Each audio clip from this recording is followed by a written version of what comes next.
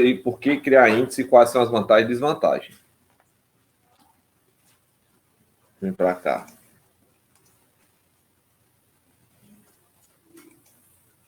Ok.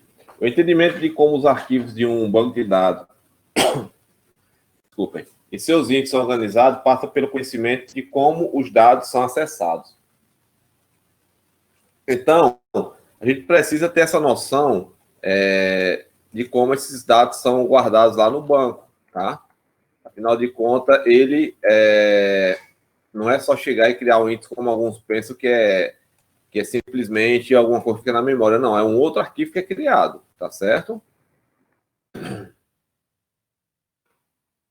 Então tá aí, ó, localizar os dados, né? Ó, localizar e apresentar os dados ao usuário requer várias camadas de software. No primeiro caso, né, o RGBD determina que registro é necessário e pede ao gerenciador, vou marcar aqui, e pede ao gerenciador de arquivos para buscar o registro, tá?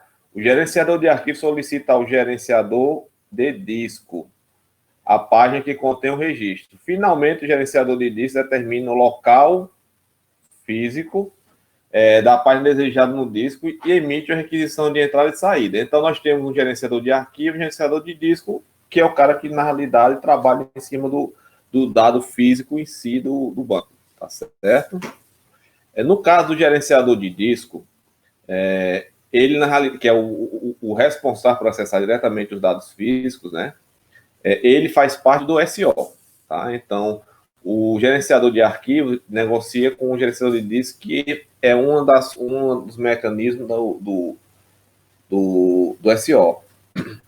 É de sua responsabilidade as operações de entrada e saída física, tá? Então, tudo que é escrito na sua HD passa por esse cara de cá, tá?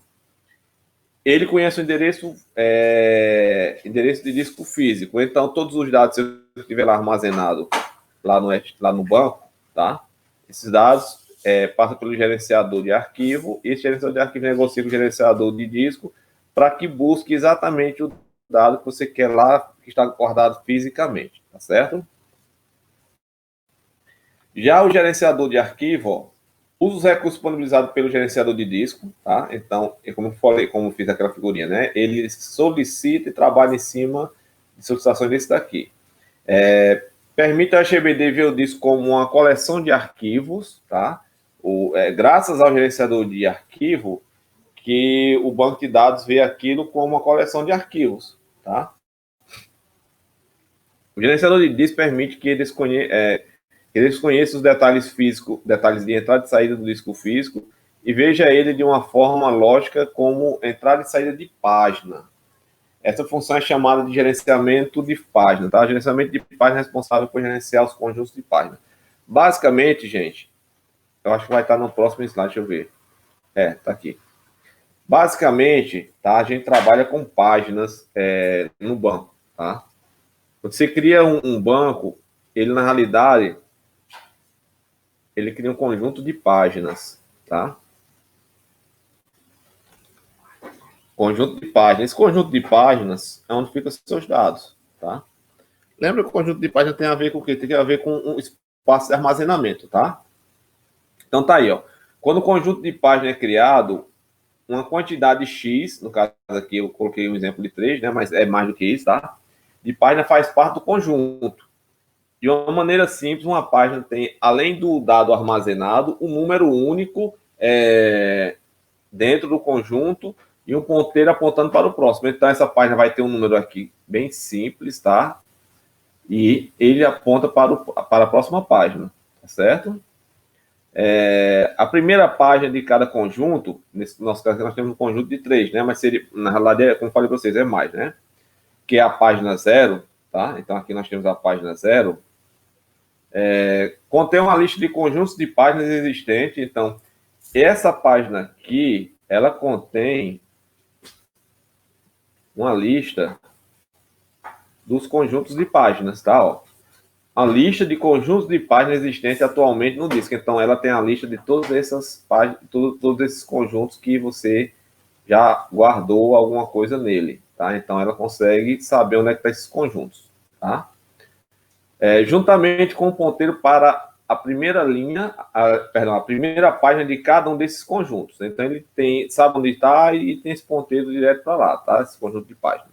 Tranquilo, gente? Então, o que acontece?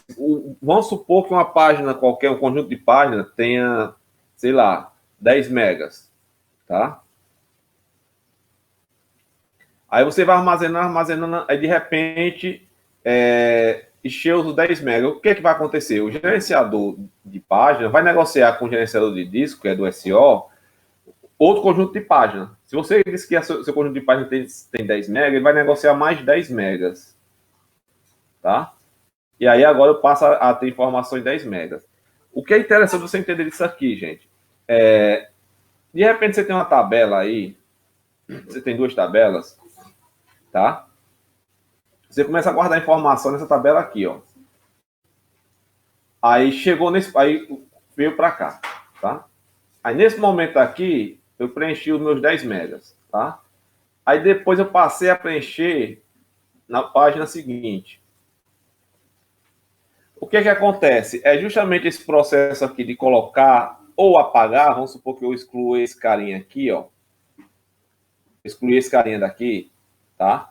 O espaço dele foi aproveitado aqui por essa tabela, tá? E o que acontece? Quando eu criar uma nova página, a informação que na teoria iria ficar aqui, ela vem cair aqui. É por isso que algumas vezes, quando a gente dá um select sem ordenação na tabela, o índice, a chave primária, por exemplo, X, né? Acho que a gente chegou até a ver algo parecido desse país. A gente tinha povoado a nossa página bem bonitinha lá, aí estava lá a chave primária 1, 2, 3, 4, 5. Aí depois preenchemos outras informações. Aí voltamos e atualizamos esse carinha aqui. O que aconteceu quando a gente atualizou esse carinha aqui? Que a gente deu um novo select sem ordenar. Ele apareceu lá embaixo. Por que ele apareceu lá embaixo? Porque inicialmente ele estava guardado aqui nesse ponto aqui, por exemplo, né? Quando eu atualizei, a atualização dele não cabia mais aqui, então ele foi realocado para um outro ponto, uma outra página, ou dentro do mesmo conjunto de páginas, tá? Então, essa é a grande diferença entre os bancos de dados relacionais e outros bancos que não trabalham com paginação. É por isso que o registro, embora o registro 2 tenha sido inserido, né, logo após o 1, nesse exemplo aqui, depois de uma atualização, ele não fica mais entre o 1 e o 3. Ele vai lá para uma posição onde ele é possível armazenar ele como um todo. Entenderam essa parte aí, gente? Tá tranquilo até aí? Ok.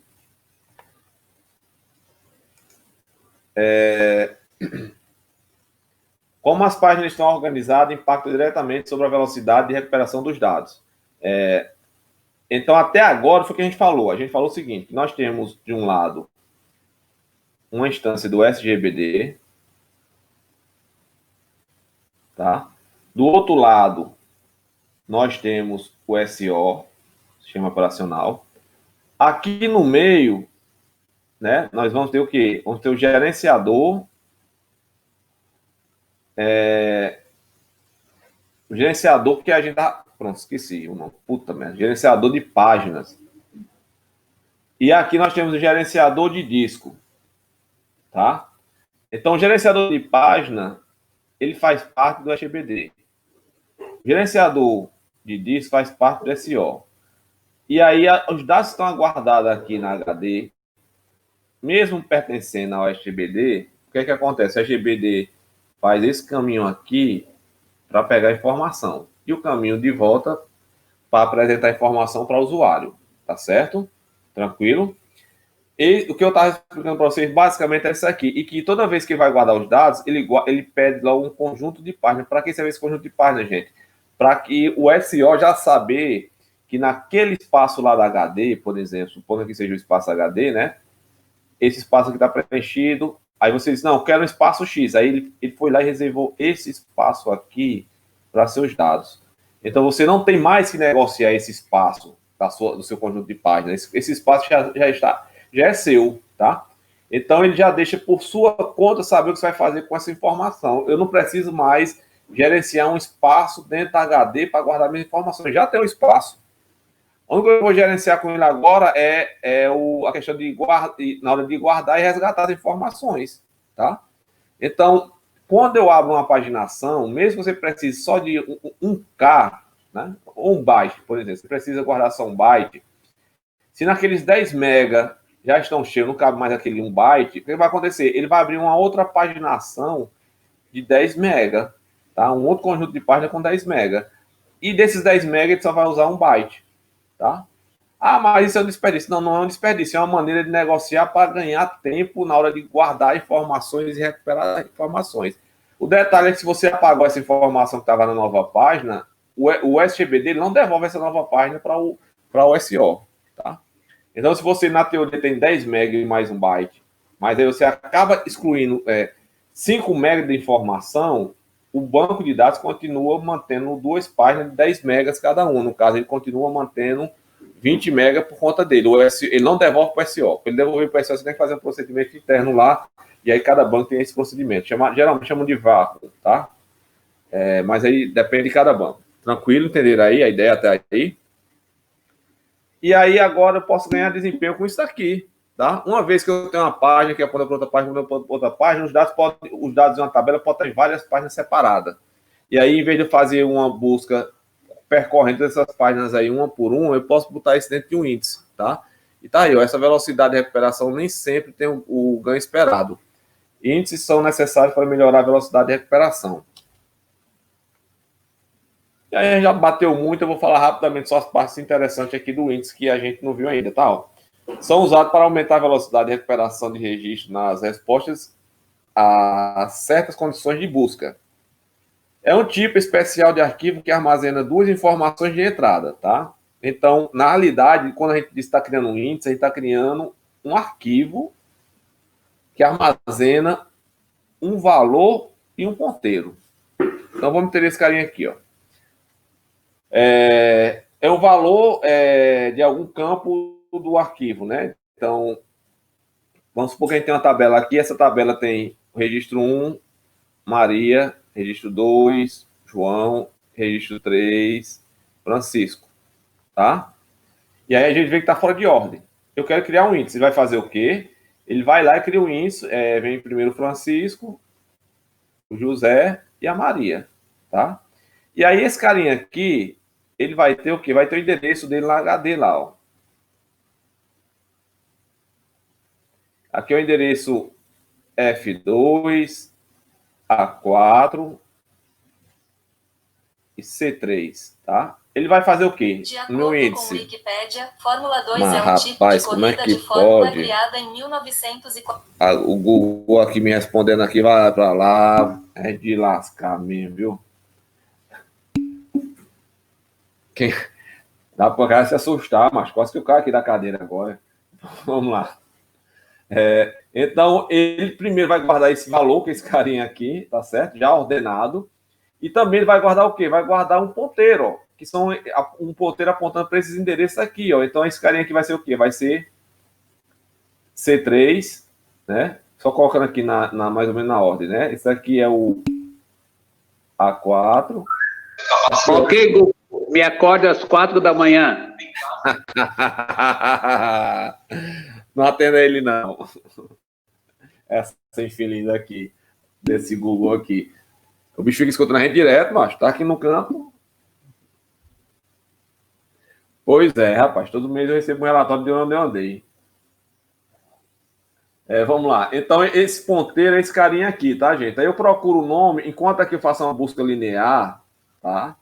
Que é o velho, busca linear, é o velho O de N. A gente já falou sobre isso em sala, né? Antes mesmo dessa pandemia, a gente tinha falado sobre isso. Nesse caso aqui, eu faço uma busca binária. A busca binária é O, se não me engano, log de N, tá? Então, você consegue muito mais agilidade, né? Se aqui tivesse 1024 registros, no pior caso, eu teria percorrido 1024.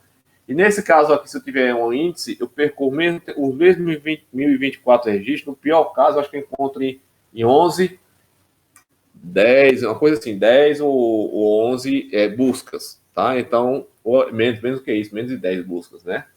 Então, ele mostra-se bem mais rápido. Então, uma vez que eu encontrei, eu peguei o ponteiro agora, eu vou direto para cá. Tá? Uma vez que o gerenciador de arquivo encontrou o cara, chega para o gerenciador e diz o seguinte, ó, bicho, eu quero a informação que está nesse endereço, ele vai lá e busca, tá? Então, dessa maneira, eu vou ter o valor, né, ordenado, de forma ordenada ascendente, geralmente, né? E o ponteiro, como está botando aqui, ó, indicando um registro do arquivo que contém o valor do campo, tá? Esse campo é chamado de campo indexado ou chave de índice. Cada campo do arquivo pode ser usado para criar um índice, tá? Então, embora eu trouxe só um campo aqui, poderia ter outros campos aqui, tá? Um campo aqui qualquer com outros valores aqui, tá? Então, mas eu só criei um índice só para esse campo aqui. E a gente viu isso lá no começo do semestre, quando a gente criou um índice de unicidade, né? Com 2 atributos e um índice comum apenas com o atributo nome do aluno, se eu não me engano, né? Então, a gente consegue fazer isso aí através de índice. Embora a tabela tenha vários registros, a gente busca criar índices só que sejam mais utilizados nas nossas buscas, né? Aí lembra, né? Como é um outro... Aí entra outro detalhe, né, gente? Vocês viram que é um outro arquivo, né? Então, tem um arquivo original aqui e tem um índice aqui. Toda vez que eu inserir a informação aqui, eu tenho que atualizar esse cara de cá. Se eu excluir a informação aqui, eu tenho que atualizar esse cara de cá. Se eu atualizar a informação aqui, eu tenho que atualizar esse cara de cá. Aí é onde entra. Eu ganho desempenho na busca, mas eu vou perder desempenho em qualquer tipo de mudança de status, né? Mudança de status é incluir, alterar ou excluir alguma informação que está no seu banco, tá certo? Ficou entendido aí, gente, essa parte? Para quem não tinha entendido, eu quero um índice, entendeu agora que o índice, na realidade, é um arquivo dentro do banco que aponta para o arquivo original, da tabela original. Quem cala, consente, né? Vamos em frente. E aí tem aí, ó, o exemplo, né? Ó, tendo como base o arquivo de alunos, onde a busca pelo nome do aluno seja constante, né? Levando em consideração que o nome do aluno não é um campo-chave, para localizar um determinado aluno pelo nome é necessário fazer uma busca linear, que é isso que a gente estava falando lá, tá? E eu já falei várias vezes isso aí no decorrer do semestre. Caso exista um arquivo indexado pelo nome, o aluno pode ser efetuada uma busca binária sobre o arquivo. Ao contrário, o nome do aluno desejado, ao encontrar o nome do aluno desejado, basta obter o ponteiro, né, o que a gente acabou de ver, que identifica o registro do arquivo dos alunos, né? Beleza? Ponto forte a gente já falou também, só vou reforçar aqui, isso aqui eu falo direto para você quando eu falo de índice, várias vezes, na realidade. Tem a velocidade nas operações de leitura, tá? Ou seja, no select. Tem o overhead, tá? Ou seja, uma sobrecarga, causando as operações de mudança de status do banco de dados. Aí, mudança de status é o quê? Status ou estado, né? É quando você insere, altera ou exclui alguma informação. A inclusão de um registro, tem um exemplo aqui, a inclusão de um registro no arquivo indexado, obrigatoriamente também deve ser feito no índice, de uma maneira que o índice continue consistente. Beleza? Vamos lá agora. Nós temos basicamente 3 tipos de índice de nível único, tá? Esses são os índices mais comuns de índice de nível único, tá? O índice primário, cluster e o secundário. Vamos falar de cada um dele agora. Bom, o índice primário, tá? O valor armazenado é do mesmo tipo da chave primária, então, quando você cria uma chave primária, automaticamente já cria um índice primário, tá? Eu não sei se foi o Félix que me perguntou essa semana, ou foi um outro aluno, sobre a criação de índice secundário para chave estrangeira, né? Na realidade, o ideal é que criassem, né? Mas o Postgre, em particular, não cria, a não ser a questão de outros bancos, né? O MySQL também parece que não cria, tá? Então, o ideal é que fosse... talvez, né? Pode falar, Félix. Porque se você tem uma chave... Tá me ouvindo aí? Sim, estou. Desculpa. Se você tem uma chave estrangeira, significa que você vai ter pesquisas indexadas por essa chave obrigatoriamente. Isso. Então, se o banco de dados não cria, o ideal é que você faça, sim, a criação manual, né? Se for uma relação que você utilize muito, né, já que o banco não cria, seria o ideal você criar, tá? É uma boa pedida, né? Assim, até hoje eu não entendo porque a maior parte dos bancos não cria, porque, na minha opinião, deveria ser automático. Você cria uma chave primária automaticamente, na minha opinião, deveria criar o índice para aquela chave estrangeira, né? Mas não acontece isso, tá? Inclusive, acho que aqui eu coloco nesse slide, esse slide ou é em um outro que eu falo sobre isso, tá? Que deveria ser criado um índice para achar automático para isso daí. Tranquilo? Então, voltando para cá, ó. Ele tem a ver com a chave primária, né? O valor armazenado é do mesmo tipo do campo do arquivo de dados. Esse tipo de índice também é utilizado para manter a unicidade do campo. O arquivo só pode ter um único índice primário. Então, a chave primária, ele garante a unicidade, tá? E só pode existir um desse carinha aqui, tá certo? Cluster, utilizado por arquivos que mantêm os seus registros ordenados fisicamente. Aqui é um detalhe, ó. Fisicamente. Eu sou todo torto aqui. Manter armazenado fisicamente por um campo não chave. Então, ele vai, esse tipo de armazenamento aqui, tá? Ele literalmente coloca na posição indexada, tá? Ele grava na HD cada registro na sua posição real, tá? Ó. Não é necessário manter a unicidade, ou seja, ele pode ou não manter a unicidade, tá? Então, unicidade aqui não é uma obrigatoriedade para ele, tá? Mas poderia ser. O arquivo só pode ter um único índice, então aqui só pode ter um único índice também clusterizado, uma vez que ele guarda as informações já, quando as informações chegam no HD, já guarda ordenado esses carinhas aí, tá certo? E índice secundário, esse aí sim, ó, permite que o arquivo indexado seja indexado por um campo que seja chave candidata, não chave, tá? Um arquivo pode ter vários índices secundários. Então, vou voltar um pouco aqui, só para deixar claro aqui, ó. O índice primário, ele obrigatoriamente garante a unicidade, tá? E só pode existir um único carinha desse, tá?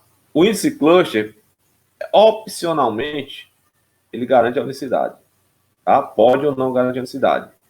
E também só pode existir um dele. Já o índice secundário, ele tanto pode garantir a unicidade ou não, assim como o clusterizado, e pode existir o quê? N índice secundário, tá? Quem define o quanto o índice secundário vai existir ou não, aí vai ser o desenvolvedor. Ficou claro essa parte aí, gente? Por que é que o índice primário só pode ter um? Só pode ter um índice primário por tabela. Por quê? Justamente porque ele é em cima do índice primário, da chave primária, tá? Por que o clusterizar só pode existir um por tabela? Porque ele vai guardar os registros já na posição correta, tá? Então, a busca é fisicamente correta, tá? E por que o índice secundário, no caso, pode ter vários índices e pode não garantir unicidade? Porque aí, bicho, ele vai guardar de todo jeito aí, tá? Então, lembra sempre, os dois primeiros só podem ter um único. O primeiro tem a ver com a chave primária e o segundo porque é como se eu tivesse uma folha de papel. E na folha de papel, se eu botar um registro aqui, eu boto outro aqui e outro aqui. Então, tá lá guardado, inscrito naquela posição. Tá certo? Tranquilo até, gente? E aí, o vídeo... Pode falar.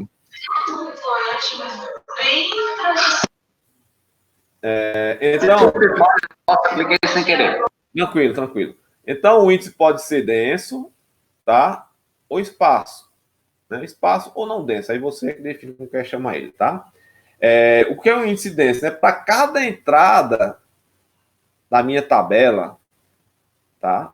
Eu vou ter uma entrada equivalente do meu índice, tá? Então, tem uma entrada no índice para cada registro do arquivo de dados. Então, entrou aqui, ele replica a informação aqui, atualizando a informação aqui, certo? No índice aqui. Geralmente se aplicado no índice secundário, tá? Os índices espaço não tem uma entrada de registro para cada registro de arquivo, né? Então, olha só, enquanto essa aqui, se eu tiver 1000 entradas aqui na tabela, eu vou ter 1000 registros aqui no índice, tá? Já aqui não, aqui eu posso ter, por exemplo, 1000 entradas na minha tabela e ter apenas 500 registros lá. Um exemplo, tá, gente? Aí vai depender do algoritmo de cada carinha. E geralmente esse índice não denso é aplicado para a chave primária e clusterizada, tá? Eles ordenam geralmente isso aqui como não denso, tá certo? Agora, esses carinhas aqui que a gente estava falando até então, tá? Era de nível único. Primário, cluster e secundário. Pode falar, Félix. Tadeu, volta aí, por favor, para o índice denso e... Pronto. No índice primário, como ele é único, né, cada registro vai ter garantia de unicidade. O índice primário não deveria ser denso? Para cada registro ele deveria ter o índice? Pois é, cara. Isso é uma coisa que sempre me contestam, sabe? Mas sempre que eu vou atrás dessa informação, os caras dizem a mesma coisa. Que esses dois índices aí são espaço. Acredito eu, Félix, que eles façam o seguinte, entendeu? Não sei se é isso que acontece. Pelo que eu já parei para pensar, né? Por exemplo, o cluster, ele guardou o primeiro aqui, e guardou o segundo aqui e o terceiro aqui. Ele sabe a posição desses caras aqui, tá? Só que agora, entre esse daqui, por exemplo, aqui é o registro 1, o 10 e o 20, tá? Só que agora ele está guardando um registro 15. Então, o registro 15 ele vai guardar entre esses dois aqui, não necessariamente ordenado. Entendeu? A mesma coisa aqui. Se eu botar o registro 8, ele vai colocar aqui, não necessariamente dois registros antes do 10. Tu tá entendendo? Eu acredito que seja isso, mas assim, eu realmente não consegui nenhuma resposta sobre isso. Aqui a questão é a teoria só, tá? Na teoria, baseado no que eu já li, eu compreendi que seria algo desse tipo aí, tanto para o ensino primário como clusterizado, tá? Mas assim, eu imagino, como eu estou dizendo para você, eu imagino, a mesma coisa seria para aqui para o índice primário, né? Ele não teria um registro, mas aí como ele sabe mais ou menos onde está aquele camaradinha lá, ele sabe e vai para o seguinte, tá? E o detalhe, e a grande vantagem, na realidade, a grande possibilidade do índice primário, né, nem a ordenação do índice em si, tá, Félix? O índice primário tem mais a ver com a questão de saber qual foi o último registro, né? Para saber se eu vou ter um novo ou não, e também saber se eu vou garantir a unicidade, né? Tranquilo? Mas essa pergunta me persegue faz tempo, tá? E até agora não consegui uma resposta adequada, mas é o que os caras colocam lá. Bom, se alguém souber a resposta do dia real, me avisa aí, tá? Agora sim, encontrei no artigo, né, por exemplo, do Navati, do Elmazri, né, do Carlos Alberto, como é? Carlos Alberto Reuser, né? Mas se você assim, encontrei no artigo, no blog lá do Tadeu, pô, pelo amor de Deus, né? Quem é esse cara aí? Vamos lá. Esse índice aqui é um índice de mais de um nível, tá? Ele, na realidade, ele não esse B não é de binário, tá, gente? Tá? Pode ser, Félix. Pode ser. Né? Como é curiosidade minha, né? Acaba tá dando para fechar a ideia. Aí, galera, já puxei mais um ponto. Bora pesquisar. O primeiro que devolver, tá? O primeiro. Ainda tinha isso, não? Lógico. Porque aí devolve 10 ao mesmo tempo, aí eu me lasco, né? Galera, é o seguinte. Esse árvore B não é árvore, esse B não é de binário, não. Pelo amor de Deus, tá? Muita gente acha que o B é de binário. Não é, tá? Ó. É um tipo particular comum e importante de índice, segundo o Date lá, tá? Possui condições adicionais que garantem que uma árvore esteja sempre balanceada. Então, ele é importante, são dois grandes autores, né? De banco de dados. Então, ele é um índice importante e que nunca vai estar desbalanceado. Ele não vai utilizar o balanceamento que você vê normalmente numa árvore, né, de qualquer outro tipo, seja binária ou não, né? Por exemplo, aqui, de repente, esse camaradinha pode começar a ter um desbalanceamento, né? Então, ficou desbalanceado. Esse cara aqui, ele vai tentar evitar isso, tá? O algoritmo dele tenta evitar isso. Vou explicar aqui como é que ele faz isso. Então, ele é um índice multinível, tá? Divide em dois índices, embora sejam dois índices, estão interrelacionados, tá? O conjunto de sequência e conjunto de índices. Então, vamos conhecer esses carinhas aqui. Conjunto de sequência é um índice normal, tá? Denso, ou seja, todo registro que entra na tabela vai estar nesse carinha aqui, tá? De acordo com as regras dele, tá? Eu vou explicar aqui para vocês. Entradas do índice são agrupadas por páginas, então cada índice vai ficar uma paginação, é como se eu tivesse quebrado o carinha lá, tá? As páginas são encadeadas, Desculpem. A página fornece um acesso sequencial aos dados indexados. Esse é o de sequência. Eu vou já mostrar, vou fazer um desenho bem bonito aqui para vocês. Já o índice, o conjunto de índices, né? Esse daqui, ó, conjunto de sequência, aqui é o conjunto de índice. É um índice esparso, tá? As entradas apontam para um conjunto de sequência. O nível superior consiste num nó apontando para muitos conjuntos de sequência. Então, esse camaradinho aqui, tenho vários dele. E aqui eu tenho um que aponta para cada um desses daí, tá? Tá aqui a definição. P1, PK, PR1, P2, PK2, PR2, tá? Onde P1, 2 e PN, PQ aqui, no caso, né? É o ponteiro de árvore. Então, ele está apontando para um subconjunto, ó, tá? Então, você vai ter um conjunto, vai ter o índice, o conjunto de índice aqui, e o conjunto de sequência aqui. Cada um deles vai apontar para um aqui, ó. PR é o ponteiro do dado, e QI é o valor. Então, vamos entender aqui. Eu vou ter aqui um endereço qualquer. Deixa eu tentar colocar aqui de um jeito que dê para ver todo mundo aqui, né? Endereço aqui 1, tá? Esse endereço 1 está apontando para esse conjunto aqui, ó, sequencial, tá?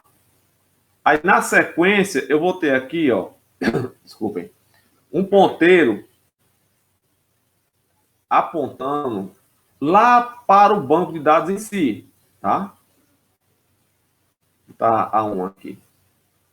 E aí, eu vou ter o valor. Aqui é o valor mesmo, tá? Vou botar o valor, sei lá, Maria.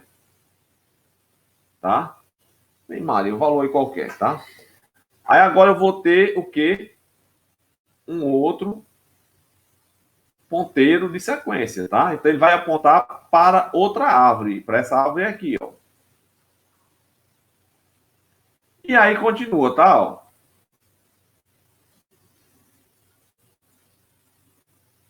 A10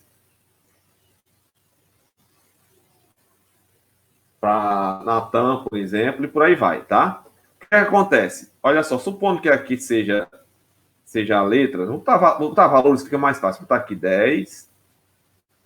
Esqueci esse carinha aqui. Vou botar aqui 20, tá? Só para que a gente entenda. O que acontece?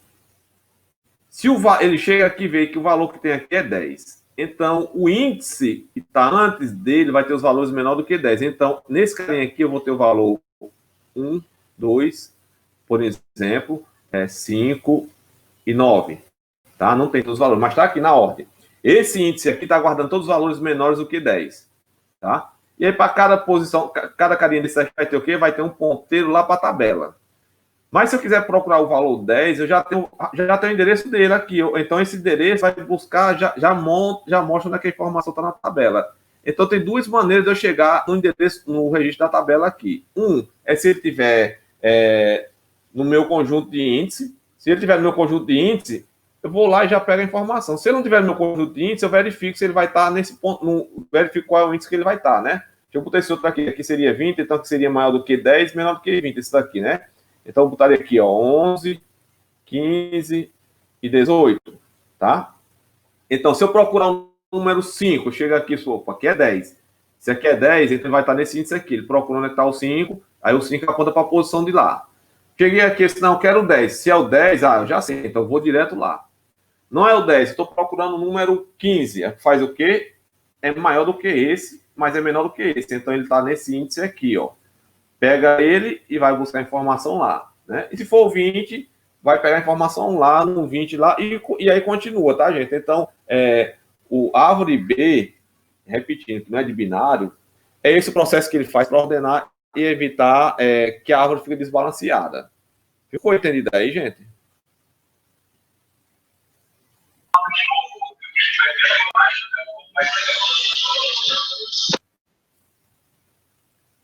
Ficou alguma dúvida? Alguma dúvida? Sim para dúvida, N para não. Jefferson, tá de boa aí, Jefferson?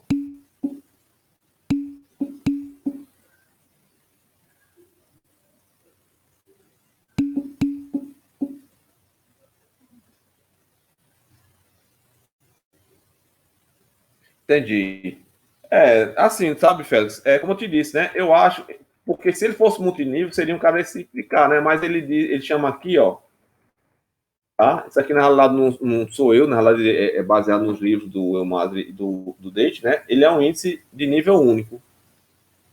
E aí ele diz que ele é um cara de nível único, tá? E ao mesmo tempo diz que esses dois são não densos, tá? E é uma culpa que me persegue aí, né? Já há um tempo. Mas, assim, eu tenho que aceitar o que os caras falam lá, né? Tá me faltando aquele artigo que explique isso, né? Por que esse cara é assim. Tá certo? De boa, gente? Ok? Vamos para o próximo assunto.